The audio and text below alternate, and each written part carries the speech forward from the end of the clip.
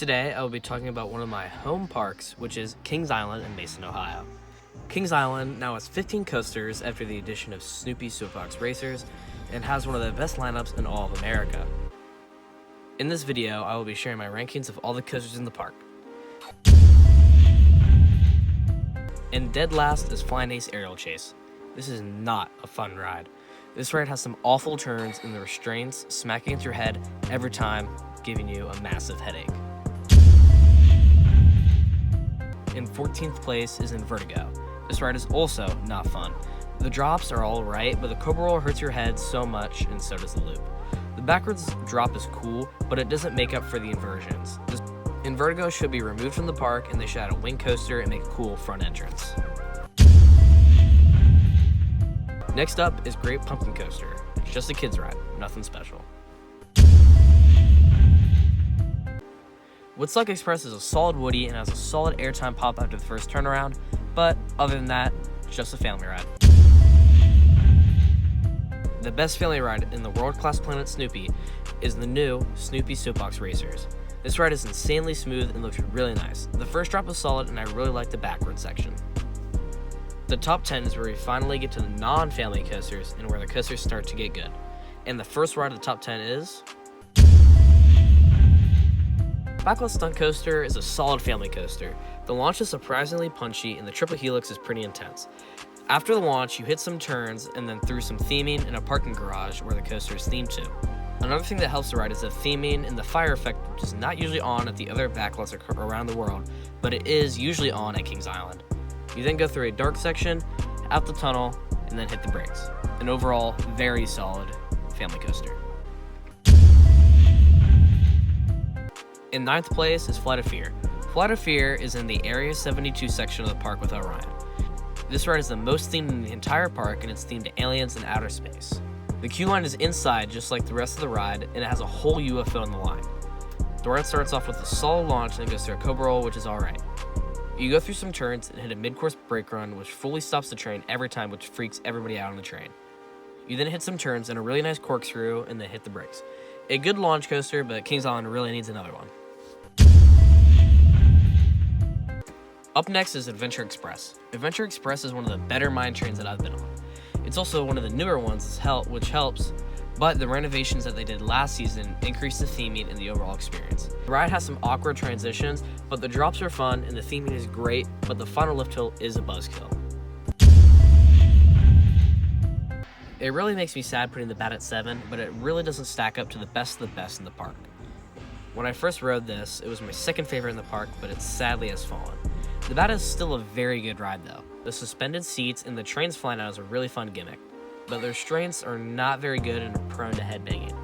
The turns are super whippy and fun, but the ride is very short, which brings it down for me, but it will always have a special place in my heart.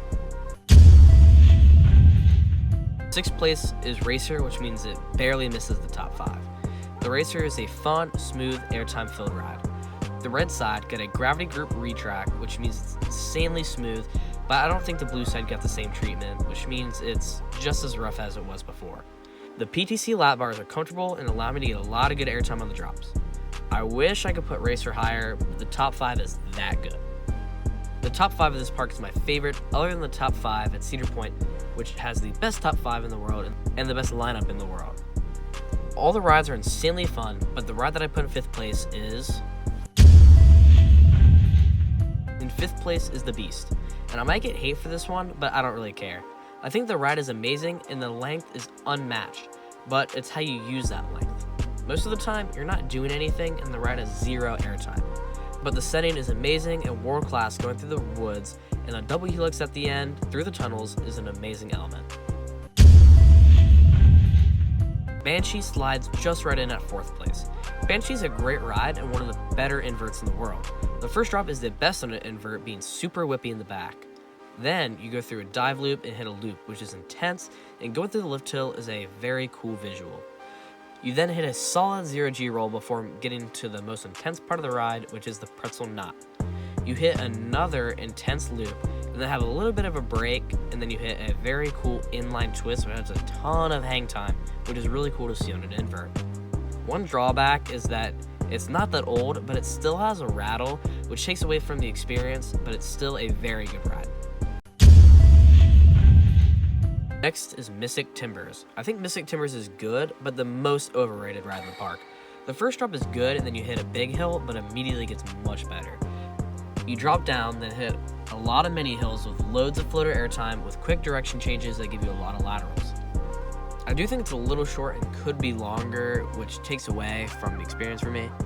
And I don't understand how people have this as the best ride in the park and in their top 15 roller coasters overall. In second place is Diamondback, meaning Orion is my number one, but Diamondback is really good. I may be in the minority, but the best row is in the front for me.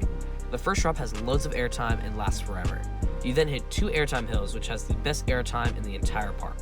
You hit a turnaround, which is really bumpy, and then hit a trimmed hill, which still has good airtime, but the trim does kind of kill it. The mid-course does usually slow you down, which is sad because the final airtime hills don't hit as much, but the drop still hits really good. You hit some hills, a helix, and a splashdown, which is really cool from the pathways. Diamondback is really fun, and the mix of airtime should not be slept on. With Diamondback being my number 2, means that Orion is my number 1 and my favorite in the park. Many people don't like this ride, but I think it's amazing. The first drop of Orion feels like it's even more endless than Diamondback's and has amazing airtime. The wave turn, even though it has no airtime, being sideways up that high is really crazy. Then you get to the turnaround, which is nothing special, but the speed hill is. The speed hill's airtime is super strong and surprisingly sustained. You get to the big airtime hill, which is super solid. Then you hit an intense helix and the weird drop before you end the ride, which always has strong airtime. The ride's mix of speed and airtime makes it the best ride in the park for me.